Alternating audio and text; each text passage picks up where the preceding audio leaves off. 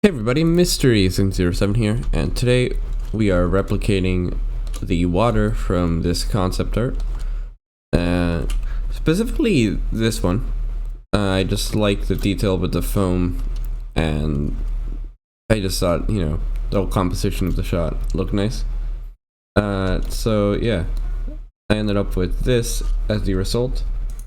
You can see as it gets further into the horizon, or rather as the angle gets more and more extreme, it turns into a different color.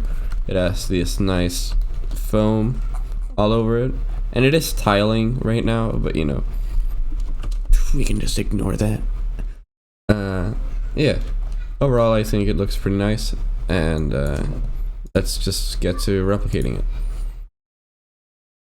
Alright, so whatever object you have, it can be a plane, it can be a cube, it can be Suzanne, add the ocean modifier, and you should have, the nice starting point.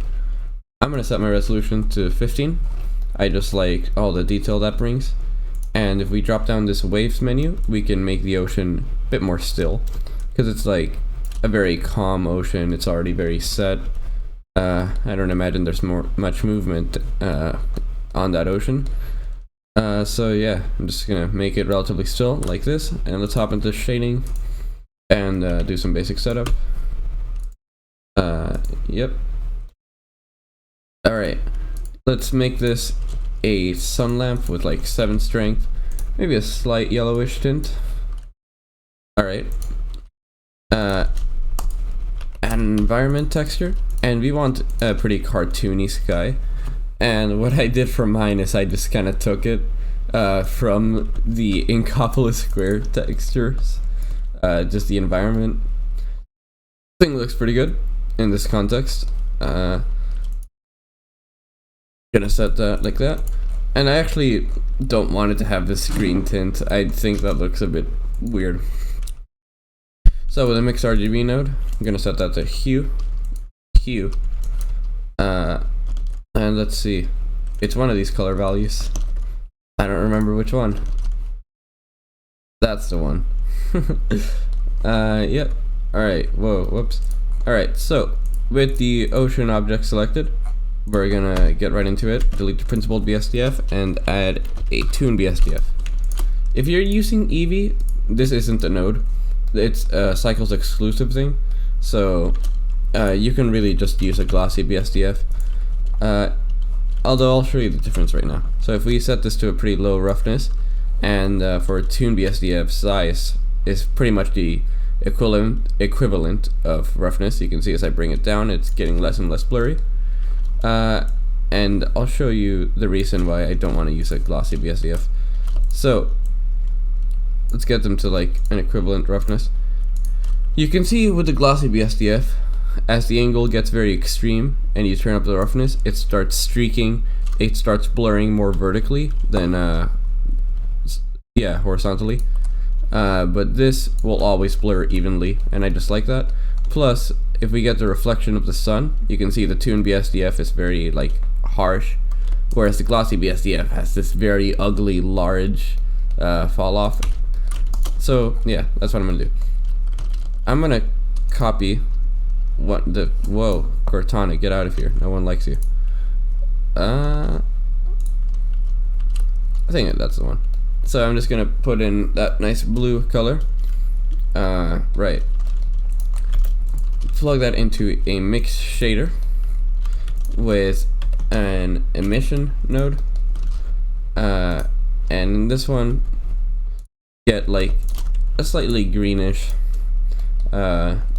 hue like that, or whatever you want. If this can be a blood ocean, if you would want it to be, I don't know.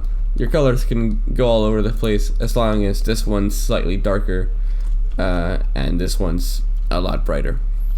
Right, so bring in a Fresnel node. I'm just gonna leave it at its default settings. Actually, maybe I'll up that index it for fraction. Alright, we'll bring that through a color ramp. Right, and this black point we're gonna bring up to something like that. This white point, we're gonna slightly decrease to like maybe 0.6, 0.7. Let's go 0.7. All right. So bring this up to somewhere like that, somewhere there. Set that to east, and now we have this setup where, as we start tilting, the secondary color will start coming in. So plug that into the factor here, and you can see, yeah, that's working pretty well. Alright, I like that. Cool. So now we're gonna get to the foam.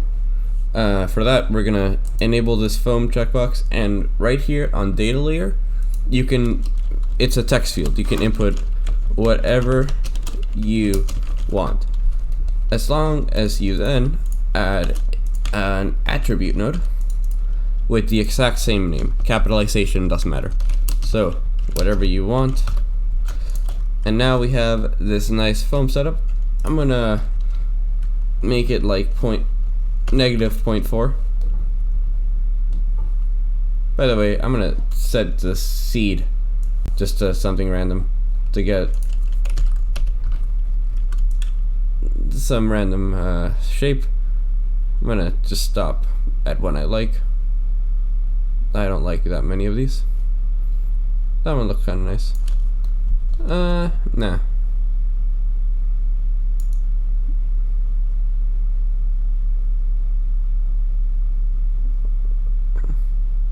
I should really have just like paused the recording while I'm doing this. This isn't really content. It's a lot of useless garbage, this part of the recording.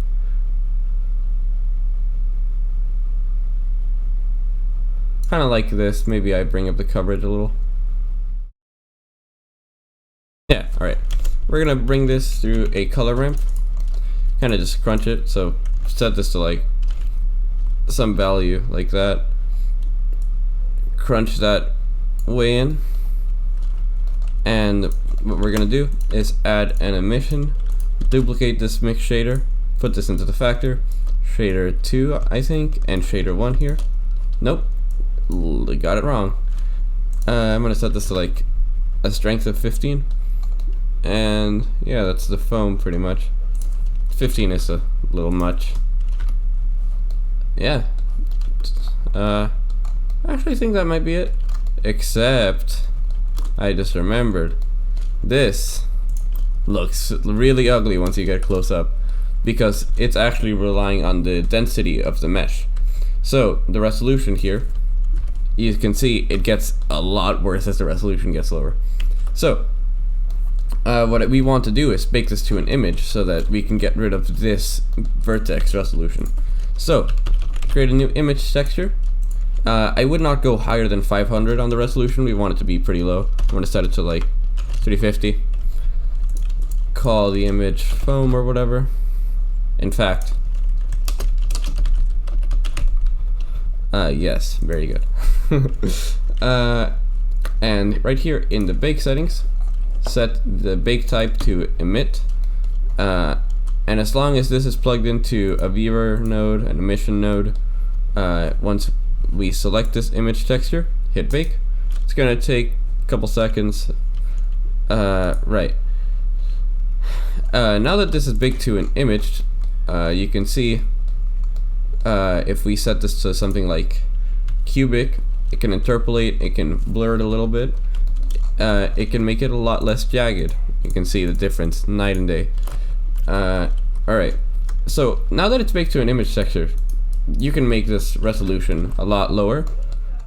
I'm gonna keep it at 15. Yeah, but it can really get a lot lower now that we have it baked. Set this attribute node off to the side somewhere, and yeah,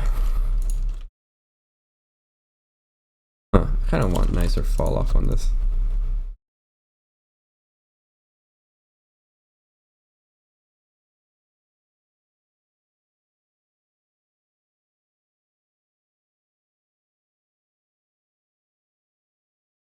I think that looks pretty good. So yeah, that's pretty much the setup. Thank you very much for watching. Yeah. see you in whatever the next tutorial will be. More water, hopefully, because it's gonna get summer here in California. Probably gonna get some droughts. We're gonna get some wildfires. It's gonna be really awesome, and so hopefully we can get more water tutorials to hopefully even that out a little bit. Yep. See you guys later.